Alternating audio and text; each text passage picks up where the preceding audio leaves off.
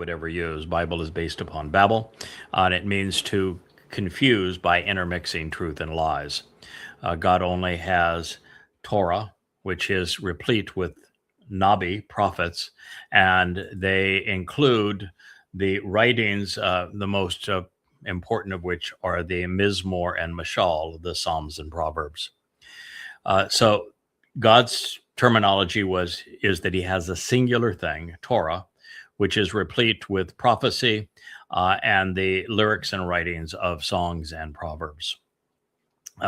There is no Old Testament, there is no Bible, there is no Scripture, and there is no New Testament. So God's presentation is quite straightforward. And so if somebody is talking to you about a Bible, they are speaking of a religious text, and it needs to be rejected outright. Scripture is a Latin word that comes with now a religious underpinning. In Latin, it simply meant writing, but now it's been convoluted to mean inspired writing from God. And there is nothing inspired in the Christian New Testament. It is absolute rubbish. It is illogical. It twists and perverts the actual words of God's, misrepresents them, and it adds all manner of contradictory ideas. So the Christian New Testament, from beginning to end, is in complete contrast with the Word of God. Therefore, if you want to apply the religious connotation of Scripture, it is not. Now, as it relates to the New Testament, which is what I'm disproving, it does not begin with Matthew, Mark, Luke, John, and the book of Acts. The Christian New Testament begins with Paul's letters, and the first of those letters was the book of Galatians. And Paul's 14 letters all were written prior to the first gospel. Gospel is actually Paul's term. That term has no bearing in anything that Yahowah, who is God, actually said. It is entirely Paul's term because he wanted to create a different and new message. And that evangelion, his new and different message, which he perceived as being better, is in complete contrast with God's testimony. And so it is the word evangelion that has been convoluted to gospel, but it was conceived by Paul.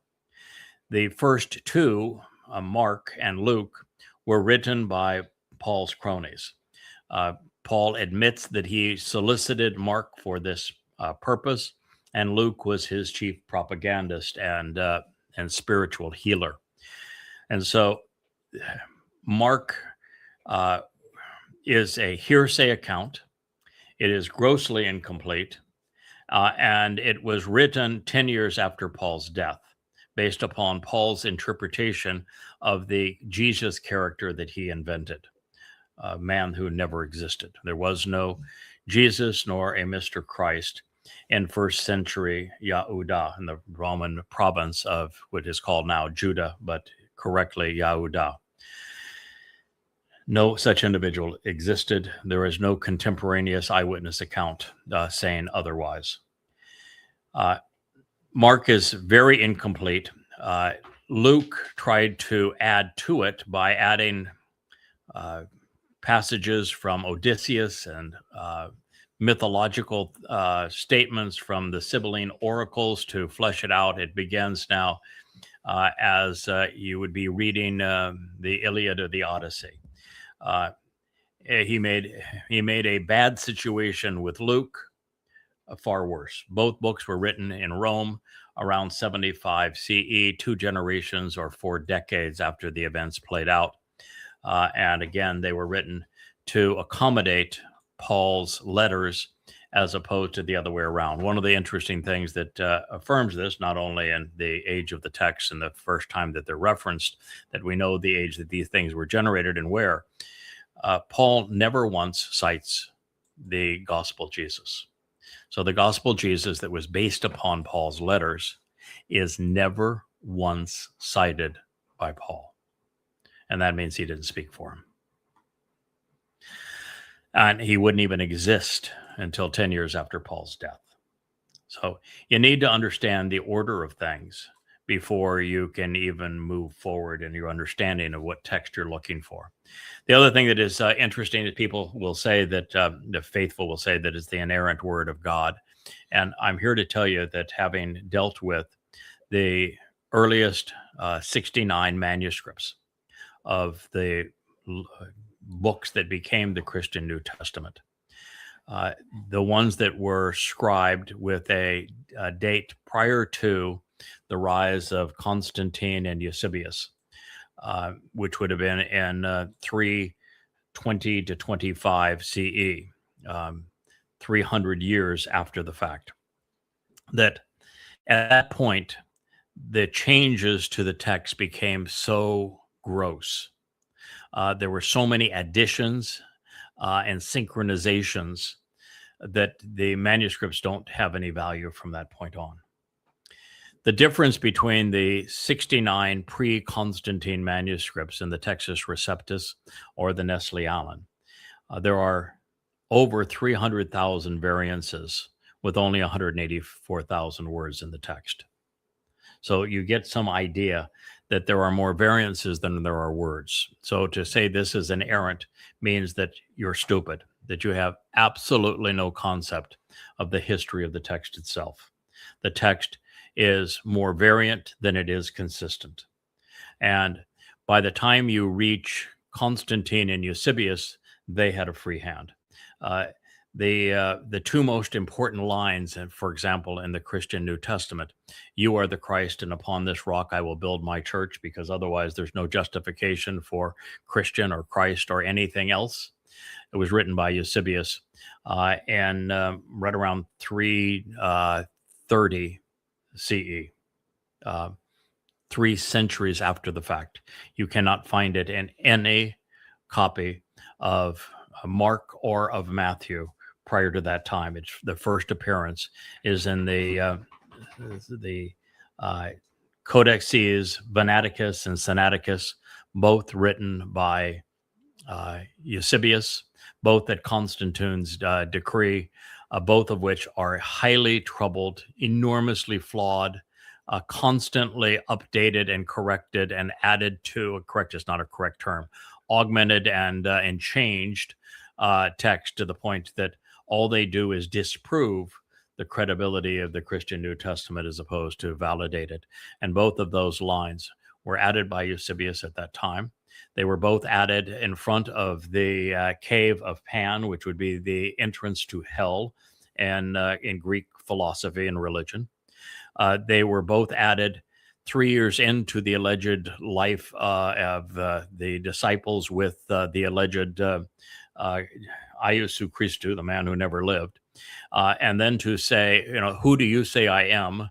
3 years into their relationship is to say they didn't have any substantive discussion of any kind prior to that time.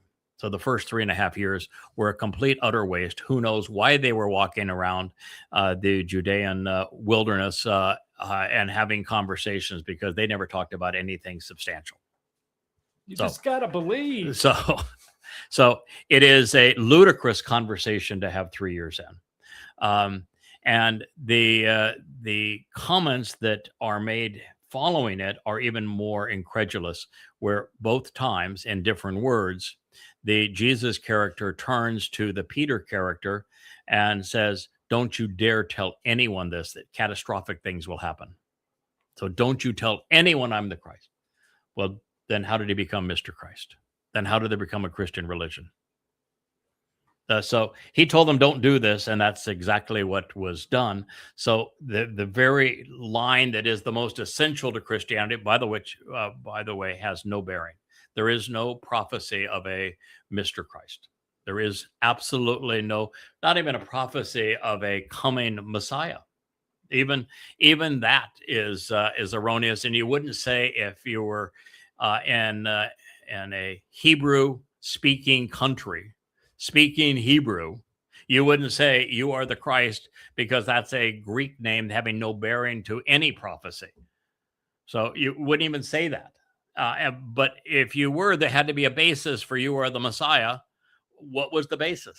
There is no basis for it. The only place that talks about an arriving Messiah is in Daniel 9. And in that case, it's not actually even used as a title. There's no definite article before it. And the statement is made by the very person that Yahowah affirms 3 times is the Messiah. That Yahowah says in fact, it's actually more than 3 times when you put all of the references to Yahowah anointing Dode together. It's many more times than that. But the only person that Yahowah acknowledges that he has chosen to be the Messiah, that he himself has anointed as the Messiah, is Dode David. And Dode is Gabor El, the very person speaking to Daniel at the time, and he says that this is what he is going to do. And he says at the time that when he comes to fulfill Pesach, Matzah, and Bakurim, which he gave the exact date that he would fulfill it 500, almost 600 years in advance, because that meeting took place in 555 BCE. Dode gives the exact date that he's going to fulfill Chog Matzah, which is Pesach, Matzah, and Bakurim combined. And Christianity doesn't reference Passover, and it has its pretend God napping during Matzah, and it is during Matzah that he was cut off, but not for himself. That's the time that Dode's nephesh soul carried our guilt into Sheol. And so the whole prophecy completely annuls Christianity. Moreover, in that prophecy, it says that when he does that, it will be the conclusion and the end of prophecy. There'll be no more prophecy. So you can't have a prophetic text from God following that event and claim that event as the basis of your Mr. Christ, since it says it's nixnay on the prophecy from that point on. It's just utterly stupid. It is so incredulous that you could have a religion that grew out of such nonsense. But anyway, when dealing with these, and the text that I'm going to read to you, I use Papyrus 45 when dealing with Paul. It's early to mid 2nd century. It's the earliest text there is. There is nothing that is older or more credible. And I provide a literal translation out of Papyrus 45. You cannot argue with what I have rendered here without saying that there is no basis whatsoever for anything that Paul said. And if there's no basis for anything Paul said, there's no basis for the Gospels. And if there's no basis for the Gospels, there's no basis for Christianity. So you have to deal with what he wrote. And what he wrote was utter nonsense. And again, he begins here by saying Paulos. His name wasn't Paulos. He changed it to Paulos. Why would a man change his name? He was running for something. His name was Shaul. He admits that his name is Shaul 3 different times in Luke's propaganda piece promoting him. All 3 times where he admits that he is Shaul, it's in his alleged conversion experience. All 3 of which, by the way, are contradictory. He has a different story all 3 times. And the last of which is the most laughable, because in the last of which, to give credibility to his conversion experience, where he is made blind and lame. Which, that's some God. Okay, you're my guy. I'm going to make you, I know you're off murdering my guys, so I'm going to make you blind and lame.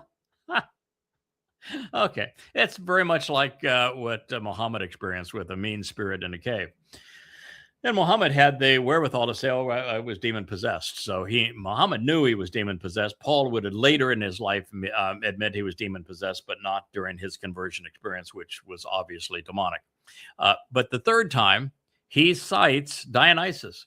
The only difference between Paul's Iesou Christou and the actual sacrifice and titles ascribed to Dode. David is the actual Messiah, the actual Son of God, the actual person who not only was crucified in 33 CE by the Romans, but wrote about his own crucifixion, providing an eyewitness account in Mizmor 22, 1,000 years before he endured it. The only difference, though, between the actual Dode, David, and the major claims made pursuant to this Jesus character is that Paul had to hugely borrow from Dionysus, because Dode is the son of God, not God. and Paul wanted a god. So he turned to Dionysus. So the dying and resurrecting God, that's Dionysus. Easter week, that's Dionysus. Almost all of the Christian symbols pursuant to this, they're Dionysus. So it's Dode's title, Son of God and Messiah and Savior, as well as King. It's Dode's act. He was crucified and then carried our guilt into Sheol on Matzah in 33 CE. So it's Dode's actual life experience in his second of three lives. And it's then burnished with a heavy dose of Dionysus to create this God man. And so in the third experience, he quotes Dionysus and the line from Euripides' play, it's difficult to kick against the goad. In the play, Dionysus is telling the main character that to oppose religion is an exceedingly difficult thing to do. And religion is the goad. It's that sharp stick in the side of a dumb animal that herds them around. And that's the nature of religion. And therefore, since religion is the controlling mechanism for people, the false god Dionysus is heard saying, it's difficult for a man to oppose religion. And I can say that that part is right. Of course, it was written by a man, not Dionysus, because Dionysus didn't exist either. But Euripides knew that the purpose of religion was to impose control mechanisms, and they are very difficult for people to work outside of, because if you spoke against Dionysus or Zeus in ancient Greece, they would kill you. If you speak against Jesus or Mary, Mother of God, in a Christian country, they'd kill you. The fact that they were false didn't mean anything because they were control mechanisms.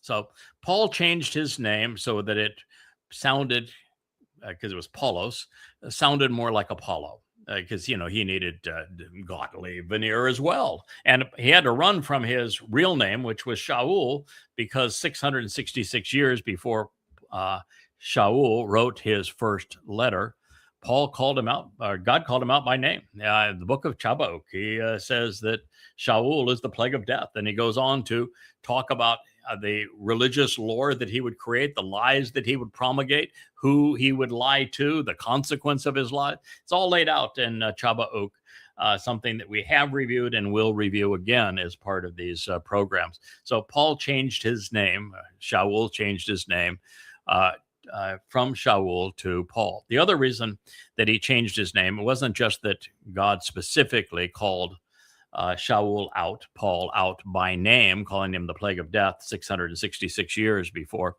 he wrote the book of Galatians.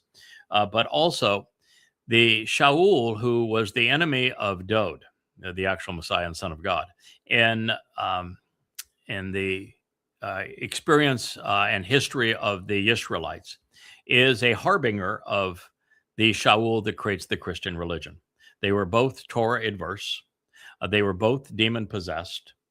They both died miserable deaths, and they both tried to kill and bury Dode. And so one is a harbinger of the other. So that's why he changed his name. So it's Paulos here, not Shaul. He says he's an apostle. The moment he wrote that word, he says, that means I'm a fake. You can only view that favorably if your perspective is from the religion, imposing the religion back onto the text. You cannot view that favorably if you are viewing God's story as he revealed it. Because that would say, what Paul is saying is that I have this special title that's a divine title, and that you will know who I am because God has spoken of this divine title, and I'm prophetically fulfilling this divine title. Except, guess what? There is no divine title of apostolos. Oops, yes. So Paulos, an apostle, which means I'm lying to you. Not from men, and he is absolutely a man, so he's further lying to you. Not even of the by the means of man, I'm lying to you a third time. So He has lied about his name. He has lied about his title. He has lied that he is not a man, and he has lied that this is not by means of man. The entire basis of Paul's arguments to create his mythical man god and his religion are all based on the rabbinical style of taking something God has said, taking it out of context, misrepresenting it, to come to an ulterior conclusion, and building a religious mantra off of misquoting and misrepresenting God's text. It is an absolute learned skill, if you will. And it came from his rabbinical training. And he admits that he was trained by the rabbis. And so he's now lied 4 times.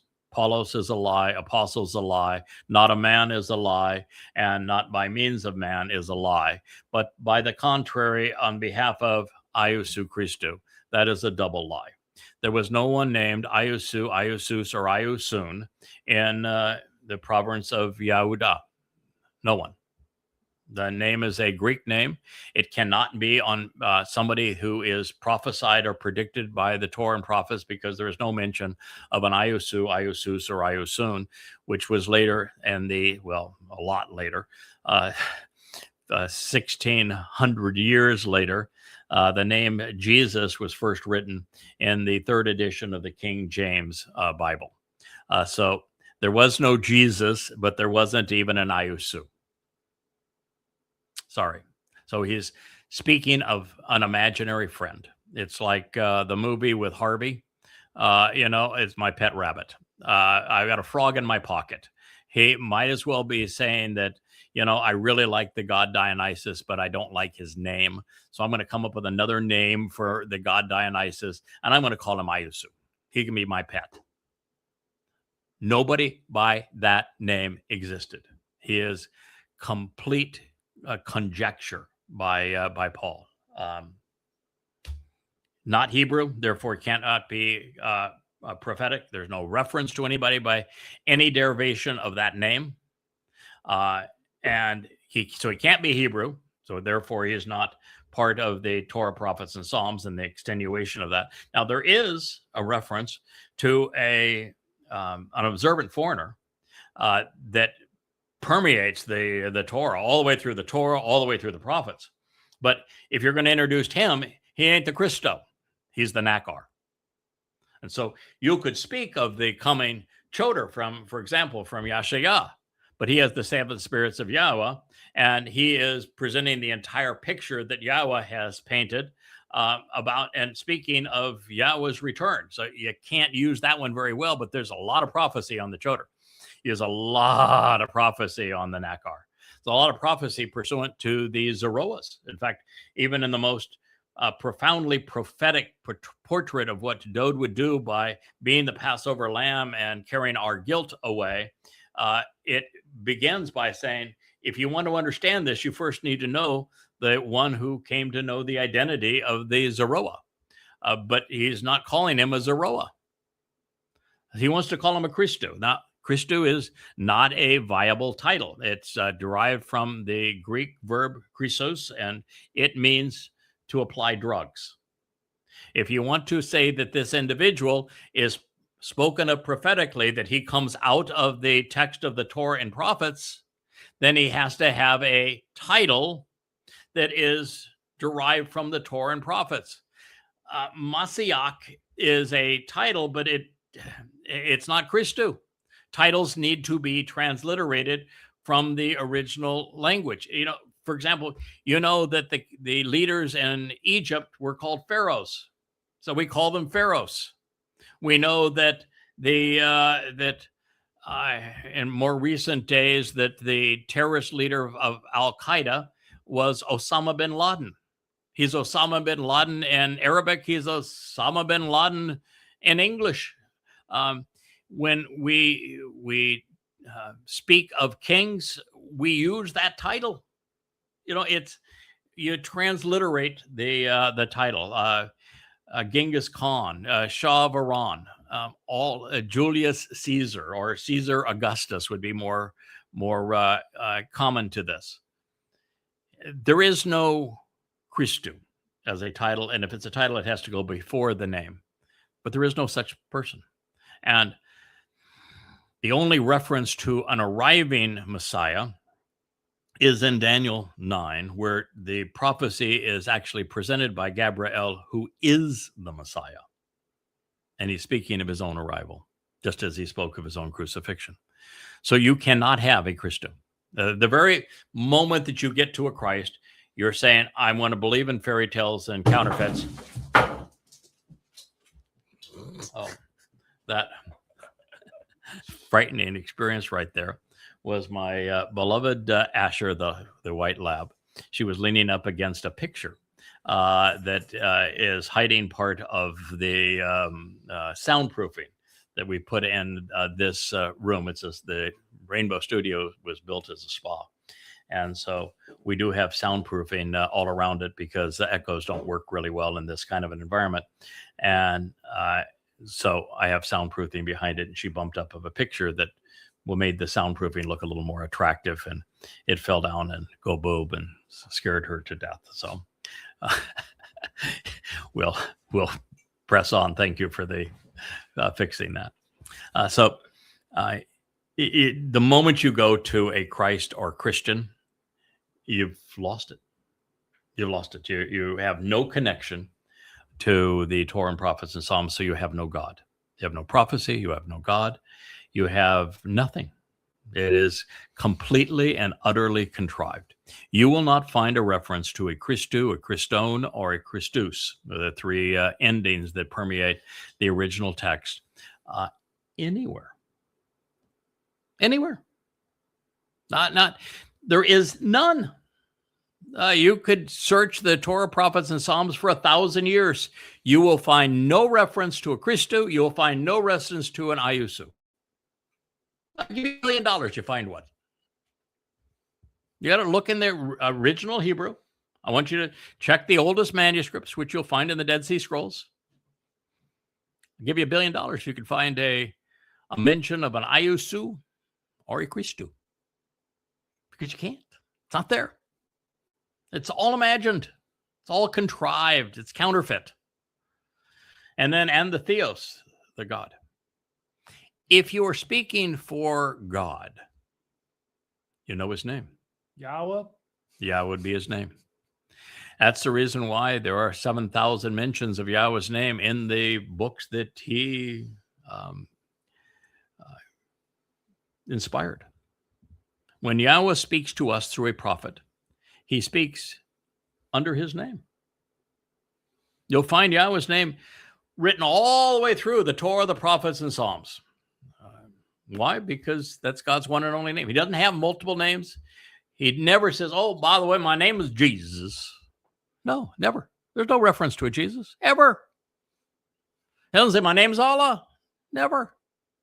When he introduces his name to us via Moshe, the scribe who both wrote down the experiences during the Exodus, wrote down dictation as what happened in Bereshith prior to his time, and then wrote down a copy of what he said when he was delivering the speeches of the Verbatim. When Moshe first met with Yahweh, he had been away from Mitzrayim. He was raised in Pharaoh's household in Mitzrayim. He left because he was disgusted by the way that the Mitzri, the Egyptians, were treating the Hebrew slaves. And he tried to defend them, but the Hebrew slaves didn't like that either. And so he just left and he went to Arabia. He was raising sheep around Mount Choreb. And when God appeared to him, not in a burning bush, but on the blazing summit, the rocky crag at the top of Mount Choreb, and invited Moshe by name to come to visit with him, he told Moshe, when Moshe said, who am I going to tell them the children of Israel is sending me? And Yahweh began by saying, I am who I am. That says, Ihaya, Asher, Ihaya. Asher is a relational pronoun and verb and name, and it means to show the ways to the benefits of the relationship. Haya means I was, I am, I will be. It is the Hebrew word for existence. And so, and Haya would be prefaced with with ani, which is the Hebrew word for I am. So I am, I exist, I was, I am, and I will be for the benefit of the relationship. And then he said, tell the children of Israel that Yahowah has sent you. Yahowah is the way I want to be known and remembered for all time and all places. Yahowah is God's one and only name. It's obvious. It's irrefutable. I was instrumental, being the first person to not only correctly demonstrate the proper pronunciation of Yod He Wah He in Yahweh's name, and proving it is the next step in the book, the first book of An Introduction to God series, free at yadayah.com. I systematically prove, irrefutably, that the proper pronunciation of Yod He Wah He is as Yahowah. And so Yahweh is God's one and only name. I know it. And since Paul did not know it and did not use it, he did not know God. He was not speaking for Yahweh. So the moment that he used theos there, as opposed to using Yahweh's name, he wasn't speaking for Yahweh. Then he wants to present his God as the Father. And while God is a father figure to certain individuals, for example, he presents himself as the father of David, who he says is his beloved son. He never says, by the way, he is the father of Jesus. He never says he's the father of Iesou. He never says I'm the father of the Christos, ever. But he is the stated father of David, the actual Messiah and Son of God. And he is the father of the covenant. Yahweh uses the term Ab, father, enough in the Torah, prophets, and Psalms to demonstrate conclusively that it is the role that he wants to play with his children.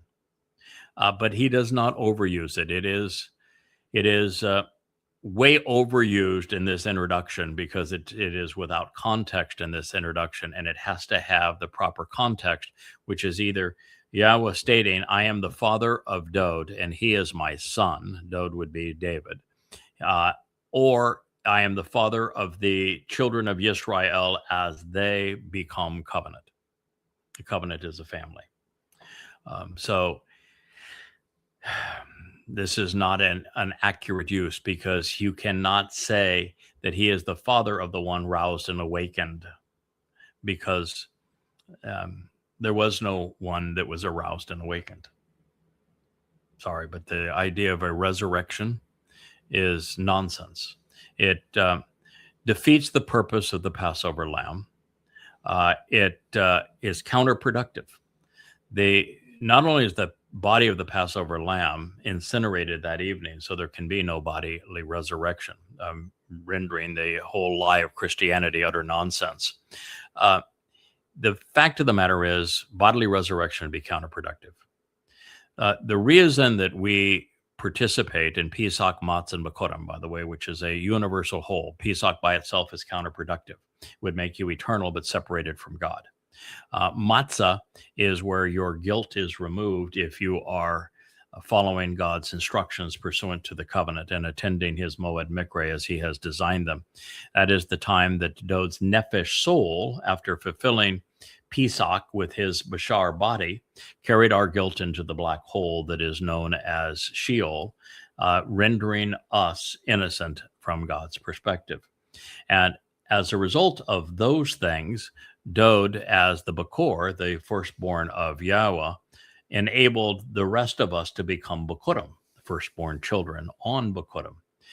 And this is the fulfillment of the entirety of that process. And there is no part of the process that someone was awakened or roused from the dead.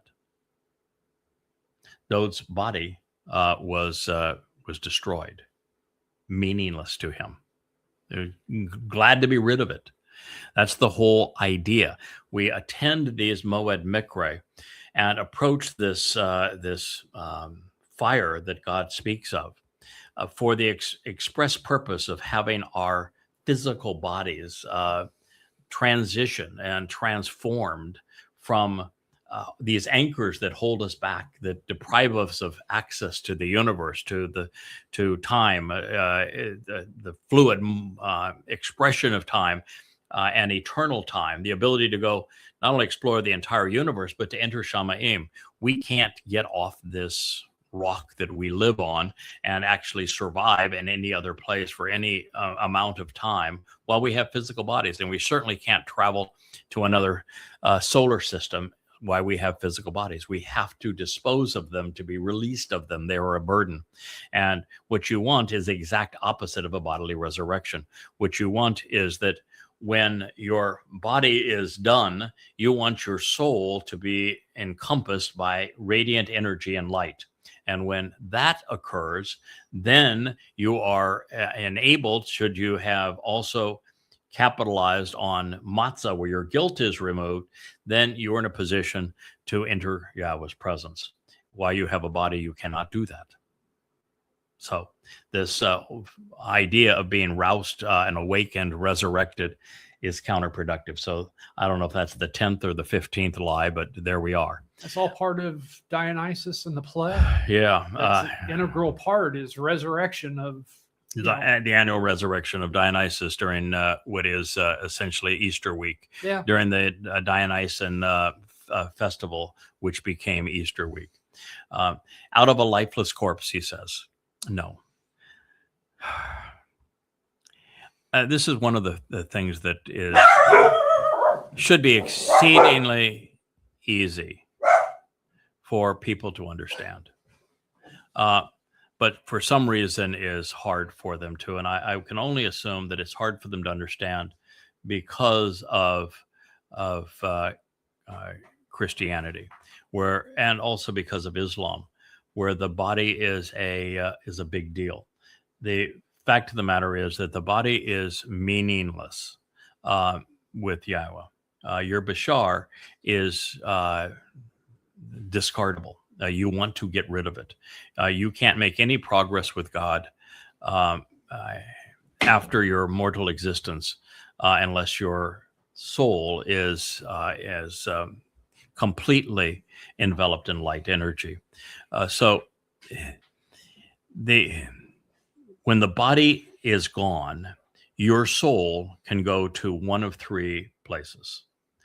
The vast majority of humans have their soul simply eliminated. It's dispersed to nothingness. There's no reward. There's no punishment. There's no trip to hell. There's no trip to heaven. You didn't know God. God didn't know you. You had your life.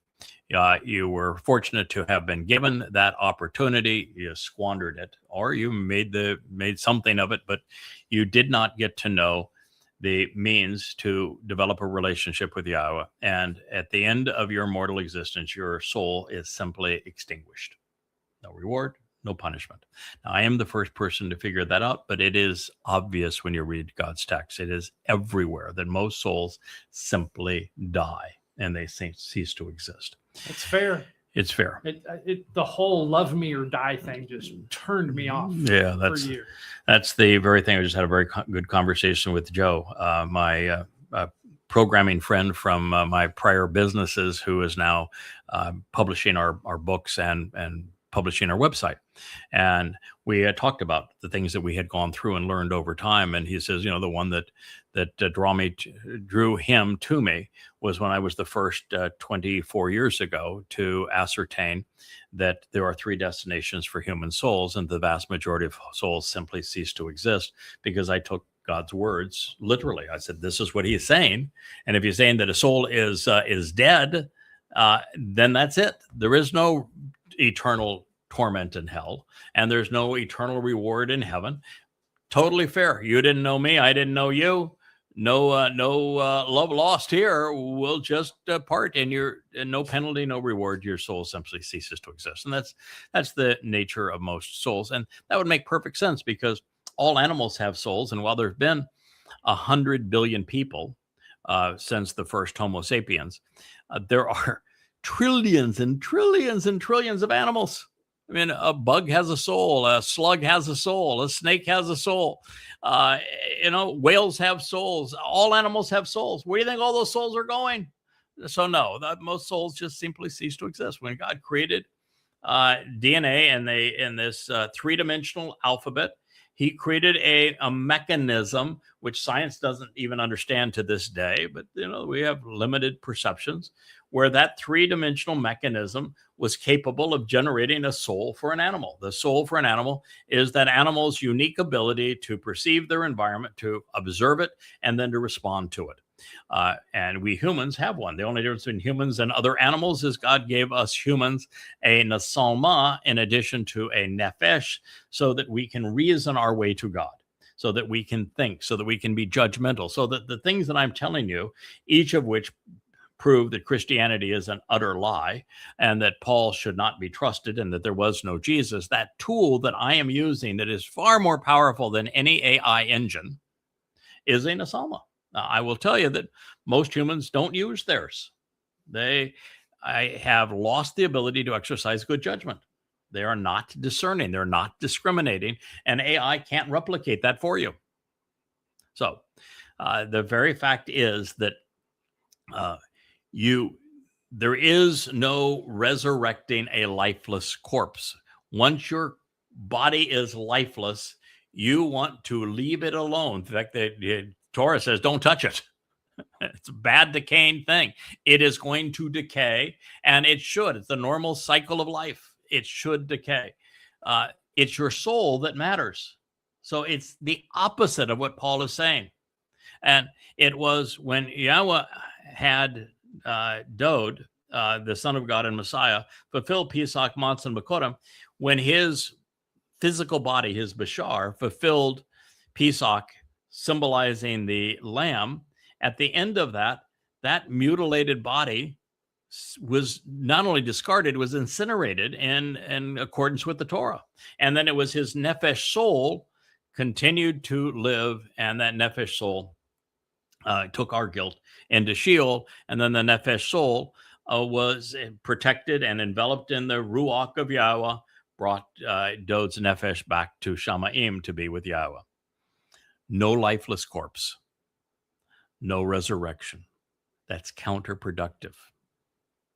So he lied in Paulos, he lied apostle, he lied of not men, he lied by not a means of men, he lied by Iesou, he lied by Christou. He lied by God as opposed to Yahowah. He misapplied Father. There was no resurrection or awakening. There was no lifeless corpse that has anything to do with Yahowah. Yahowah says, don't touch those lifeless corpse. He's made 10 mistakes so far, and we're in the first verse of his first letter. And this became the most popular religion in the history of mankind. Are you out of your mind? And the sentence is a run-on sentence. It continues into the second verse, and it continues with lies. And all of the brothers. So he says, I'm speaking for Iesou Christou, who never existed, and the God, whose name he does not know, of the dead corpse. And then he says, and all of the brothers, there are no brothers. None. The Jews that heard Paul speak in Galatia mocked him. They knew he was out of his mind. Anybody that knows the Torah will laugh in Paul's face. He made a complete, utter fool of himself. Anyone who was schooled in Galatia and rhetoric, which many were, because the Greeks really enjoyed rhetoric. If you were schooled in rhetoric, you knew that Paul created all manner of fallacies. He is the king of the rational fallacy. So they mocked him. And just the run-of-the-mill Romans that were there said, are you out of your mind? You've just made an utter fool of yourself. Just go away. And so when he's writing this, he's going to say, why is it you rejected me? You liked me when I was there, and now you're mocking me. Oh. So he didn't have any brothers. The Jews, who would have been kin, rejected him. By the way, he didn't have any natural brothers. But the Jews that were kin all mocked him senseless. And he wasn't kin to the Romans or the Greeks, and neither of them bought into his story. With me, and there are none with him at this time. He will pick up a posse as he moves on, and the posse that he picks up that's skeptical too. Barnabas was his lead accomplice, and when Barnabas was exposed to others that knew the truth about the Torah, Barnabas says, "Hey, I'm out of here. You're nuts." And so he demeans Barnabas, and he can't. The alleged disciple Peter, he tears to ribbons. He condemns him. He says that anything that John, as an alleged disciple, had to say is untrue, and that it has to be redone because John's gospel is an untrue gospel, and only Paul's gospel is the one that matters. So he can't have them as his cronies.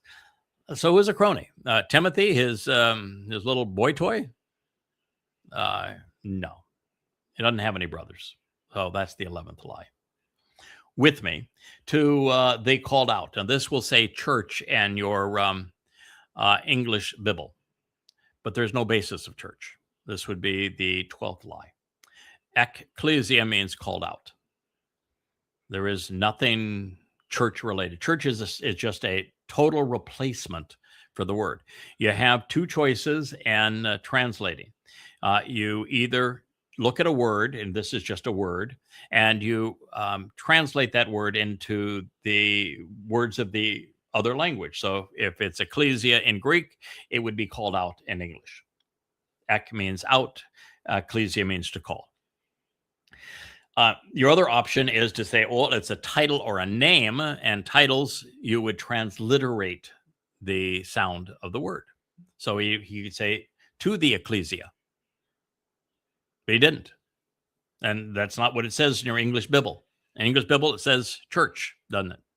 And church is just a word with a pagan past. The only thing that was close to church was church. Church. Church is the daughter of Helios in the Germanic pagan religions. Helios was the sun god, and Church was his cute little daughter. Well, that sounds familiar. Let's join this club. Yeah. And from church, we get in English the English words circus, circuit, and circle, like the little halos above everybody's little head, little sun disk. So we now have our 12th lie. Of the Galatius, well, there wasn't a ecclesia in the Galatios. In fact, he's going to say that everybody abandoned him. So he can't say that there is an institution by any name in the Galatias that is associated with him as brothers, because everybody that heard him, according to him himself, mocked him and abandoned him. So that's now the 13th lie. But we're through the second verse. So we didn't have nearly as many lies in the second verse as we had in the third. There were only 3 in the second verse and 10 in the first. So he's making progress. Okay, how does he do in the third verse? Yeah, we got lie number 14. Grace. He wrote Charis. Charis, grace, doesn't matter. Same goddess. Yahowah doesn't have a grace, doesn't have a Charis. The graces and the charities, as we would now say them in English, it's gratia and charis in Latin and in Greek, were really cute little girls. So you'll see them all over Pompeii and Herculaneum on the walls of Roman homes of the really rich Romans, because they loved to party hardy. And the charis and the gratia, they were the party girls. Same girls, just different name between Latin and Greek. They were always depicted naked. They were always having a swell time. They were partiers. They were into licentious kinds of behaviors. They liked the wild parties. And so he is now using the name of pagan goddesses as the definition of his new religion. When Yahowah wrote, how do you tell the difference between a true prophet and a false prophet? He begins with things like, if they are a true prophet, then I will have denoted them. I will have told you about them. I will, like that Nakri and Nakar that I mentioned in the Choder. God has on record multiple times and saying, I'm going to send the Choder. I'm going to equip the Choder with the seven spirits of Yahowah. There will be an observant foreigner in the end days that will be speaking for me. He is my voice, and you need to listen to him. God will designate those people speaking for him, and Paul just made up a term. But he goes on to speak. He says, one of the key way to tell is they'll speak in my name if they're speaking for me. Paul didn't. And if they speak in the name of other gods, different gods, like Baratia, Charis, they are lying and they're deadly. Run from them. So with the mention of grace, anyone who has read Verbatim, Deuteronomy, knows that Paul was now a false prophet. Is that number 14? I think so. Number 14, to you. And then peace is Irene. The single most prominent of all Hebrew words, used by Yahowah a great many times. But if you are a Jew, which he was, and you're speaking of the message of God in the Torah, prophets, and Psalms, then this is a word you're going to transliterate, because it is a word that has rich meaning, and it's shalom. It's not Irene. Shalom means peace in the sense of a reconciled relationship. When a relationship has been resolved of the former division, then you are saved from the negative consequences from it. So it conveys that. It speaks of satisfaction and harmony and of tranquility and of well-being. And so it is a very powerful term that focuses our idea on the restoration and reconciliation of a relationship.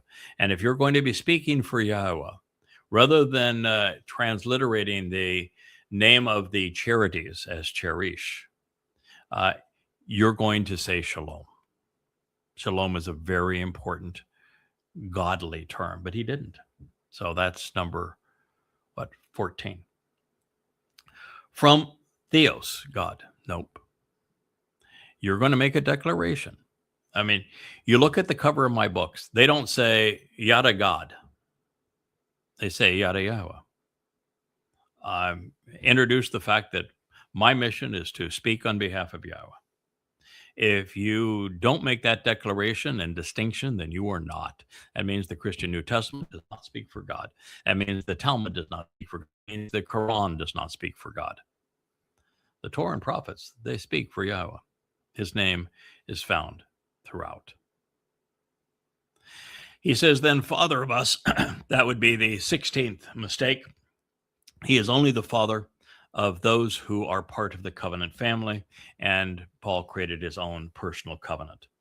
And Kyrios, Lord, Iesou Christou. God does not like his identity associated with the Lord. There are times when people write and they use the honorarium, and they'll use Adonai and my Lord, and speaking of him and to him. It is more likely that it's just a bad transliteration of Adon, and the Adon would mean my. Adon is presented in the Torah as the upright pillar of the tabernacle. So it says that, you are the upright support pillar of my life. You are the one who is securing and enlarging this family environment that it protects me in this tabernacle where you can witness to me. And so Adon, which is written in the Hebrew exactly the same as Adon, is a very telling term that is very appropriate to apply to Yahowah, but not Lord, as in Adon. Yahowah, you cannot present God as both Father and Lord. They are incompatible concepts. Fathers do not lord over their children. So they're completely incompatible. And if you don't know what the words mean, then you ought to be careful. But this is now Paul's 15th mistake. And now he is repeating the mistake of Iesou Christou. No Iesou, no Christou, no possibility, no way, no how, not even remotely accurate. That's Galatians 1:3. The one having given himself on account of the sins of us. No. God doesn't give two hoots about the sins of anybody. There are 4 or 5 words that are errantly rendered sin in the Hebrew language, but none of them speak of sins. And our personal foibles are of no interest of any kind to God. The terms that he uses, for example, chata, awon, pesha, ra, are the primary terms that he uses for missing the way, being wrong, and of perverting and twisting his testimony and being in rebellion to him. Pasha, for example, would be in rebellion to him. Awon would be going the wrong way. Chata is incurring guilt. Ra is being a malignant and malevolent in one's approach to fellow countrymen and one's language. These words all speak of collective rebellion, betrayal, and of being wrong in a societal sense. And so what God is saying is wrong, is awon, is chata, is pesha, is ra, is, and it's also evil, which is very close to evil, right? All of these things are religious. They're all speaking of societal, systemic systems that mislead people en masse away from the truth.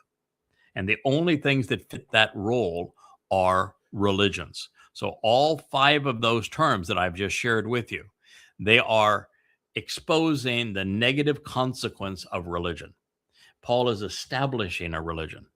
There is almost nothing that God says about individual malfeasance. So that if you cheat somebody out of their lunch money, bad on you, but there isn't a procedure in place to specifically resolve cheating somebody out of their lunch money. God has lots to say about treating people fairly and of not getting involved in incest or pedophilia or bestiality. He has a lot to say about telling the truth and why it's important to bear a truthful witness. But God did not create a mechanism of resolving individual mistakes. And you say, so the whole concept of sin from, I looked at my friend Susie from across the street, and I said, boy, she's really pretty. Therefore, I've committed a sin in my heart. That kind of stuff, God's completely uninterested in. As a matter of fact, what God's looking for is, rather than you being Pollyanna and perfect, he is looking for you to make mistakes. He wants you to make mistakes. Because if you don't make mistakes, if you aren't wrong, then you have no way to demonstrate that you can learn what you said or did was wrong, correct the record, and grow from it. If you don't trip and fall, you can't demonstrate that you have the wherewithal to get back up and get going. And so God actually wants us to stumble and fall so we can demonstrate the resolve to improve, to prove that we are trustworthy, that we're reliable, that we can grow from our mistakes. And if we don't have that opportunity, he has no way to evaluate us. He has no way to determine whether or not he can empower us and allow us off of this planet to go explore the universe with him. He has no justification for making us eternal in his presence, because we could make a mistake and then wallow in it and make it worse. And God can't have that happen in forevermore. So this idea of sin as you make a mistake in your life, that's completely of no interest to him. He wants you to have individual foibles so that you can learn from them and grow as a result of them. And it's the rebellion against him. It's misleading people about him religiously that he is concerned about. And that's exactly what's happening here. So Paul is promoting what God hates. And so there is no resolution for promoting religion. It's over. But so he's completely wrong when he talks about sins of us. So that he might possibly gouge or tear out. So here in the first run-on sentence, in the first book of the Christian New Testament, we have the entire purpose of the Christian New Testament. And what is it? It's to tear us away from the Torah. It's to condemn the Torah and to create a religion that is divorced of the Torah, but that still uses the Torah as its proof text. Without the Torah, there's no proof text for Christianity. But the religion itself, in its first run-on sentence, now wants to gouge or tear away from the past inflexible, unrelenting circumstances of the old system. The old system, in Paul's view, is the Torah. And there was no rabbi to step up and say you're wrong to him. Well, no, that's a real problem. There was no rabbi that said you're wrong. First of all, the Torah is quite flexible. We have enormous wiggle room in what we can do with our lives. God is not a teacher of black and white. He wants us to think. If you become dogmatic, then you're missing the entire point. Torah is not a series of laws. There's not a law in it. The Torah is teaching and guidance, instructions and directions. And as such, it opens up our possibilities so that we can learn and grow, as opposed to confining us. So it's not something that confines us. It's something that liberates us based upon what we learn and discover in its guidance.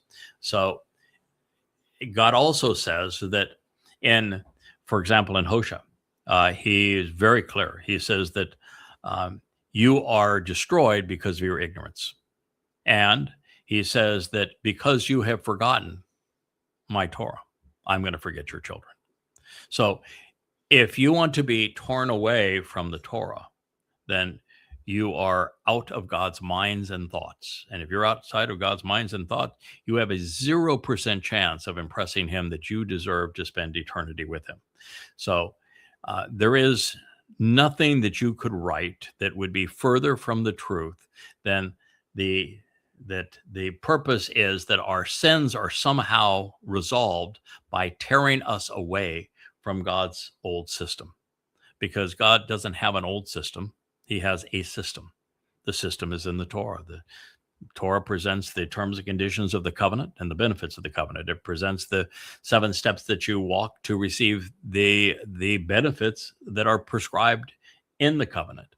And that's through the Moed Mikre. He has a son, he has a Messiah, he has a chosen one. It happens to be Dod. And he has a timeline, and he has an entire plan, and it's all laid out from beginning to end. And you start in the garden, you return to the garden. It's a very comprehensive, beautifully told story that everything fits together, that results in the emancipation, the enrichment, the empowerment, the enablement of those who capitalize on Yahweh's instructions. You want to be torn away from that, then you will either 2 things will happen. Either you will die and your soul will be exterminated, or if you promote this lie, like Paul's doing here, you create this lie, you promote this lie, then your soul spends an eternity in Sheol because of the consequence of misleading people regarding God. So this statement here, let's call it the 17th mistake. This one is catastrophic. Paul is condemning that which he calls old, unrelenting. It's his view of that became what's now known as the Old Testament. It's why you'll never hear me use it unless I'm going to refute that terminology. There is no such thing as an Old Testament. God has testimony. That testimony is presented in the Torah, prophets, and Psalms. It does not include the New Testament. God is not changing his plan. If he changed his plan, then his old plan was not reliable. If his old plan is not reliable, his change is not reliable. I mean, think it through, folks. If God's old plan is unflexible, unrelenting, keeps you chained to your sin, then there is a 0% chance that this man, as irrational as he was, as many fallacies as he commits, has come up with a new plan from the same God that is capable of being reliable, that can be believed through faith, when he says that the old plan that is filled with prophecy, proving its credibility, fails. It's the dumbest idea ever. And that's Paul's principal ploy, is that God couldn't save anyone with his Torah, so he tapped me as the spokesman for the world, such that I would contradict everything he said and come up with a new plan that was achievable through faith, and that if you believe my new plan, that I will save you from God's failed plan by way of the God who appointed me. Billions of people believe that crap. It really is no more complicated than that. That's the dunderheadedness of Christianity. The primary proposition is impossible. The God who authored the Torah and said it was eternal and it is the means to liberate us, emancipate us, to enrich us, to empower us, to make us immortal, could not have inspired a man to contradict all of that, to nullify all of that, and then come up with a new plan that is completely contrary to the old plan, that simply is to be believed and to have that new plan be credible. Impossible. Now, if you want to believe it, that's up to you. I don't really care. If you want to destroy your soul, that's on you. But it's rationally impossible. Which had been in place. Well, what had been in place? Paul's talking about Paul's not creating his God, his Iesou Christou, out of thin air. He is projecting him on what was said of Dowd. So he is now saying that the basis of my Iesou Christou was a horrible, terrible plan. That's the one that had been put in place. And I'm using it, by the way, to justify everything I claim about Iesou Christou, even if I have to misquote it and misappropriate it and twist it so the meaning is exactly the opposite. But nonetheless, don't look behind the curtain. Let me pull the levers. But the system that had been in place that he refers to is the Torah. And he's saying the Torah, that the whole purpose of Iesou Christou, his imaginary God-man, was to pluck and tear us away from the Torah. Now, if you believe that, you're a Christian. If you believe that, you're an idiot, but you're a Christian. Good luck with that. Faith in that which is untrue is worthless. You can have total and complete faith in that which is obviously untrue, and you are completely screwed. Blued and tattooed. But you can tattoo a cross on your upper arm and feel all good about it. Which had been in place, which is now, he's now going to define the Torah. Paul's word for defining the Torah is poneros. Have you heard of an English word that's based on poneros? Oh, yeah. What's it called? Pornography. Pornography. And his first on sentence, Paul called the Torah pornographic, trash, disadvantageous. Pornography. And that's the religion of 2.5 billion people today. Most popular religion ever created was created by the man who began in his first run-on sentence by calling the Torah pornography, and saying that his entire mission, in sync with the God and the imaginary Iesou Christou, was to tear you away from the Torah pornography, which he now says is in opposition to the desire and will of the God and the Father of us. How can the Torah be in opposition to the God who inspired the Torah, who gave us the Torah. Do you think that there is any realm? I mean, go off there. My younger son, when he didn't like what was happening around him, he retreated to Planelia. Planelia was his own private planet. He had the most beautiful girlfriend on Planelia. He was king of Planelia, and Planelia, he made the rules. But even on Planelia, it ain't possible that the God who inspired the Torah could tell you that his desire was to have his Torah, the centerpiece of his communication to humankind, be labeled as pornography, so that this man, making all manner of rational fallacies, could claim that his goal was to tear you away from it. That's the first sentence in the religion of Christianity. If you are a Christian and now are aware of this, you are either a complete ignoramus, incapable of rational thought, and so wrapped up in your faith that you just can't admit it, or you're now running for the door and saying, how do I get out of here? And is there truth? Yeah, there is truth. His name is Yahowah. He authored the Torah, prophets, and Psalms. I have compiled 25,000 pages of translations and commentary on them, having invested 100,000 hours, offering it all to you free in the 35 books of the Yahowah series, where you can come to know the truth. It's all free at yahowah.com. You want the answer, go there. You want to be lied to, wallow in your New Testament. But now you know the truth. And what I have just shared with you, there isn't an answer. There isn't a scholar. There isn't a rebuttal. There isn't an AI. There is no answer for anything I have just shared with you.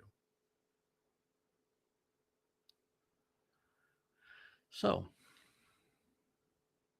probably a good place for us to conclude this show. We'll pick it up from there and our next show, because it actually goes downhill from this. It gets worse, and then it gets worse. And then he piles lies on top of lies. After a while, he has made a sandcastle of lies.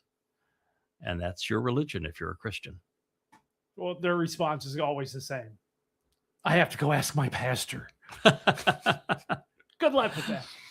I can tell you that when I was just a couple of years into this, Yahowah met me one day. It was a Towrah in 2001.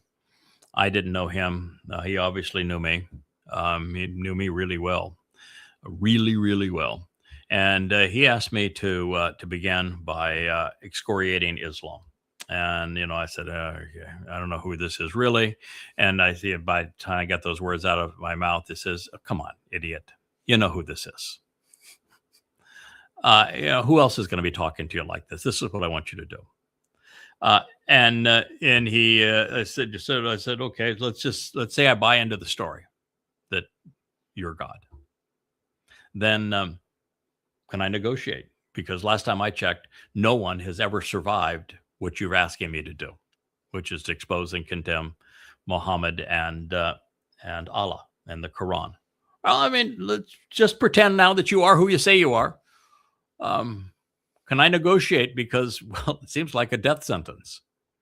Now, I'm not so sure that sounds like a lot of fun. I said, sure. What do you want, kid? I laid out three things. These are the three things I want. He said, okay, that sounds fine with me. Reach into your pocket. They did. There was the answer to the three things I wanted. I said, okay, so now you got my attention. I guess we're going to begin. I guess I'm going to find out. And here we are. 10,000 death threats later, 35 books, 100,000 hours, thousands, tens of thousands of hours of radio and now of vlogs. And here we are, telling you the story of God, revealing his message as completely and as accurately as has ever been presented before. And I can tell you that 2 years into that, I had learned enough that one of my closest friends at the time, and I was one of his closest friends, was Dr. Jerry Falwell, the reverend who had been on the cover multiple times of Time magazine. He was the head of the Moral Majority. He was the first televangelist. Remarkable man, actually a very lovable, likable man in person, a great conversationalist, exceedingly kind to people in his inner circle. And we spent a lot of time together. I mean, thousands and thousands of hours together. And very early on, and it was before Yahowah had called me to ask me to do this, that I built my relationship with him. And as I was getting to know Yahowah, and I had already abandoned Christianity by that time, it became obvious that everything in Christianity was a lie. And so I asked for a meeting with Jerry Falwell, the pastor's pastor, if you will. And I said, I want you to bring, please, the head of the Hebrew division of your, he owned Liberty University. So bring your top Hebrew scholar. I want you to bring your top theologians. I've got a whole series of things I want to go through, and I want them to be able to challenge what I have to say. And I went through all the reasons that Christianity was false, that I'd already deduced, and that's not even a fraction of 1% of what I know now. At the end of all that, not a single time did any one of the Hebrew scholars challenge anything I said. And Jerry just looked at me, put his hand on the top of my hand, and he said, everything you've said is true. But if I were to say those things, the people that sit in the pews of my church and make donations wouldn't come. All of the envelopes that arrive daily here supporting my university wouldn't arrive. And if you say those things, they're going to label you a kook. So you want to go ask your pastor. Don't be surprised if he tells you the truth. They know it's a lie. Thank you for listening.